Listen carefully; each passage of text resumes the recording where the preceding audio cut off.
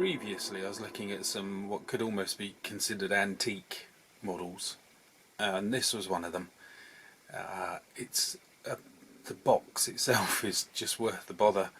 It's a great piece of box art, a great illustration of that incredible tank, but also brilliant lettering, layout and cat head, which not everybody got the free cat head with the model. Anyway, it's by that company, which I thought was ESCI.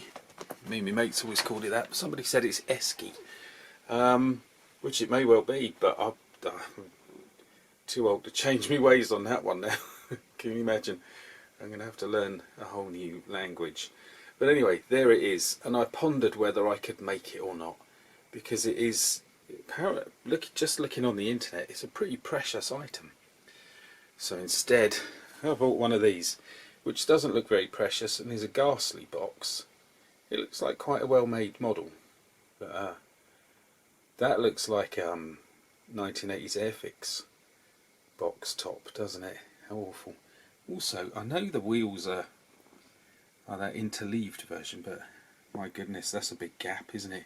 Bigger than I remember them being on the Tamiya 135th version. Anyway, we're going to make this instead to compensate, because how can you have a model collection, how can you have anything to do with the Second World War at all and not consider this mobile housing estate? So yes, I did call it a mobile housing estate. Indeed, that's what I consider it to be. It's enormous. It's not just its size, because obviously it's kind of on the chassis of the so-called Jagdtiger, but it's just like that gigantic boxy superstructure that's housing the gun, and just the incredible vision of this thing. These people were really, letting nothing stand in their way, kind of thing, except of course lack of resources and fuel and all of that. Anyway, there's the instructions, lovely and clear, kind of thing you get from Trumpeter. I don't know if we've got a Trumpeter model on the YouTube channel, but I made their Condor, the aircraft, German aircraft, in that phase where all the films disappeared at the beginning, and it was superb, and the instructions were beautifully clear. Anyway, the model comes in a pale grey, despite being sandy coloured on the front. I have sprayed kind of undercoats and muck. I'm going for the dark grey version because I've seen a lot of illustrations of that. They went back to grey for a while, didn't they, the Germans? 2 sprues worth of wheels. That's all you get of tank, really, isn't it? Apart from the upper and lower hull and tracks. Markings in the little bag. So hopefully everything fits together and it should go smoothly. That would be lovely, wouldn't it? Here we are then, coming along nicely. A little bit of weathering going on. The top of the hull isn't on the base yet, it's just balanced there. So just kind of getting some muck ready to have other bits put on, and then lift a little bit of it off with slightly different tones, if you know what I mean. So it's kind of still there, but a little bit more subtle. And that's all to report, I suppose. Oh, tools painted. They're all moulded on, which is fair enough. And I think I'll just get on.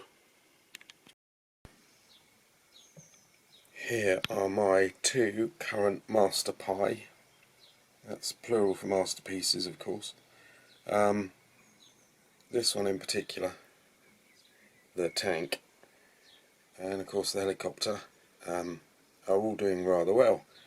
And I was just saying to myself, this is the point, focus, this is the point at which I start knocking things off. And I knocked the periscope off precisely as I thought that. Luckily I could find it and I've glued it back on. All the parts are on this tank now. Come on, apart from the tracks. Why did I leave them till last? You fool. Everything's going to come apart now, isn't it? Right. I'm tearing myself away from the very first episode of The Champions with the second greatest TV theme tune in the world, second only to the Sweeney, so I'm dedicated if nothing else.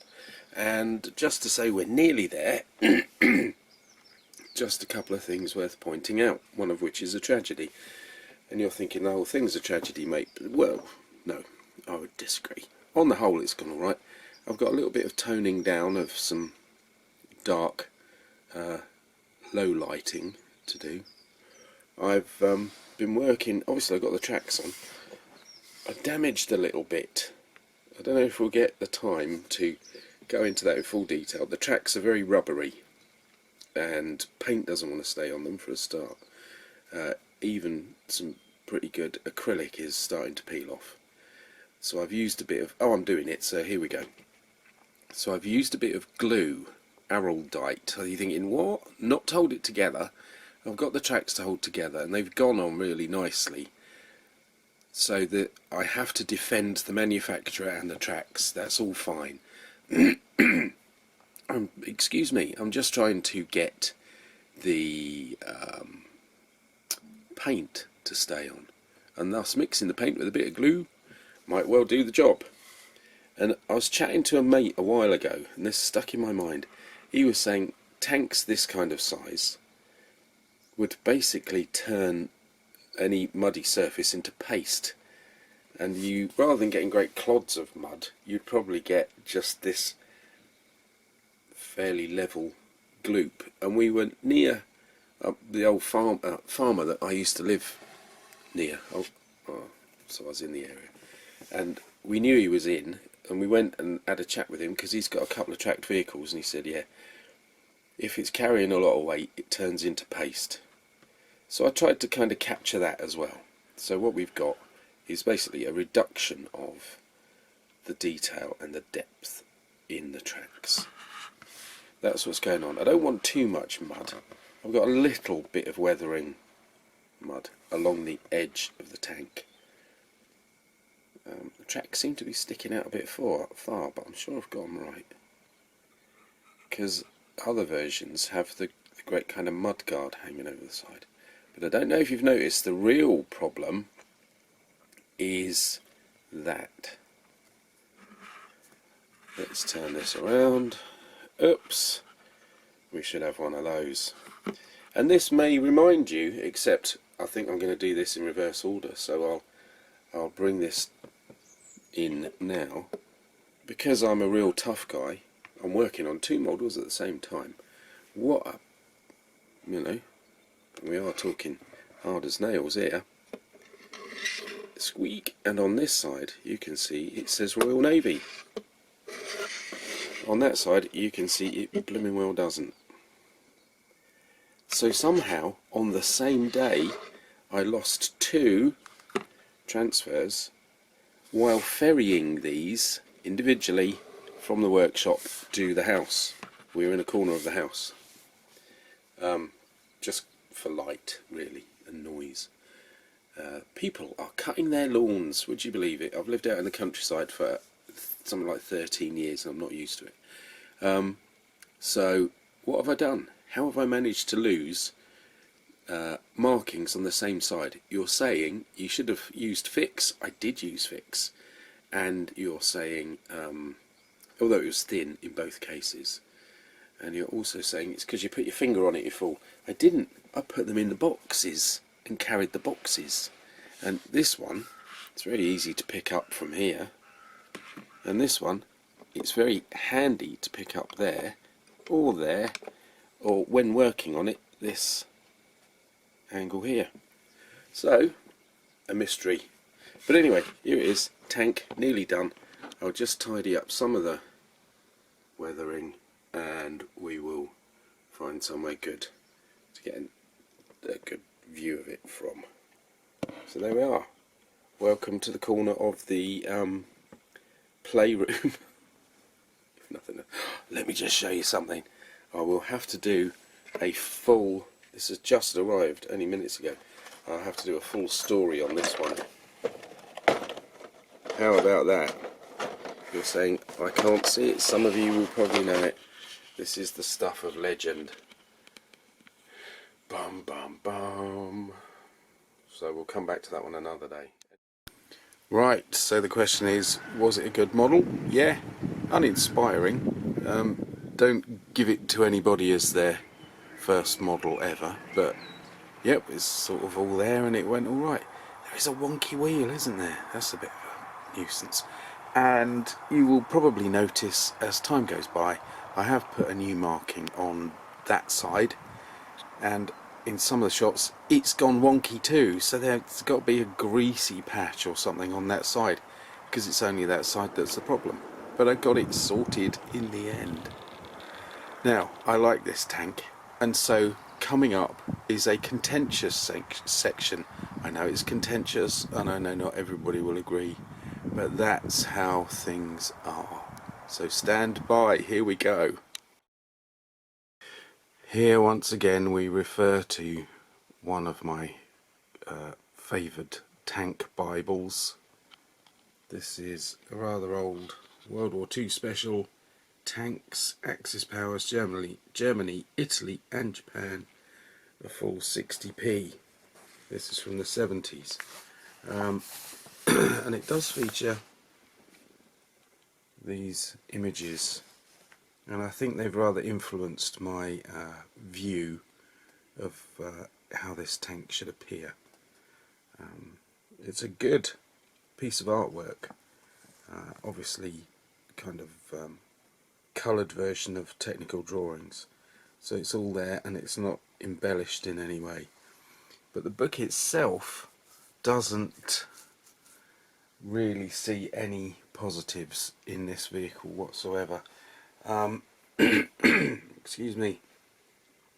It stresses the tank's weight and says it's over 70 tons, and it stresses its slowness, shall we say, 7 to 9 miles an hour, 11 to 14 kilometers an hour, which is remarkably poor. There's also a little bit of a paragraph talking about how the German sort of high command was thinking of making bigger and more colossal tanks. Although super tank projects had soon to be downgraded, much time and energy was wasted on what had been described by Porsche himself as no more than mobile fortifications. That strikes me as a remarkably wonderful thing. If you think of it more in terms of fortifications, if you gave an option to somebody engaged in fortifying a position and said, would you like this fortification to have wheels and an engine and go somewhere, they'd probably go, brilliant idea. So it's not just about whizzing around the countryside, being rather dashing and cavalry-like. It's a terribly good idea, rather like the very small light tanks which went out of fashion very quickly, which are sort of little more than mobile cannons. They strike me as terribly clever as well, or even some of them are just mobile machine gun posts. From a fortification point of view, these are really good. You've got your fortification and then you can move it. You can move it away from problems, or you can move it forward with your army. So I don't see a problem there. I know people are going to tell me all about it, but I'm not bothered. Personally, I believe these are very interesting concepts. So, you know, I'd be interested in pursuing those things. It goes on anyway. It talks about how the German High Command were going to just get bigger and bigger and use U-boat engines and all sorts. And it finally says, such a land monitor would have been the final monument to the German failure to understand that practicality and serviceability were of greater importance than mere technological virtue. I think there's more to it than that. This feels like a very British point of view. Sometimes it's about shooting things, and it's about shooting things with a bigger gun. This is all terribly ghastly stuff, but sometimes I feel the British are shying away from key factors. I'm going to argue against myself as usual at some other point, because sitting there waiting to go is a model of a Scorpion tank, a British very light, very fast tank, so I'll be praising that one. I do understand the other argument, it's just that this one's a fascinating one. I think if they were present in enough numbers earlier on and had enough fuel, I think there would be a very different point of view. But that's just me. I suppose really I'm just trying to not go with dogma. You could say think out of the box and all that kind of jargon, but just dogma bothers me so much, and the need to go with convention, not just to conform but to be swept along by it, that bothers me too. And there's so much of that in the British Army, always has been, probably always will be, as long as posh boys are present.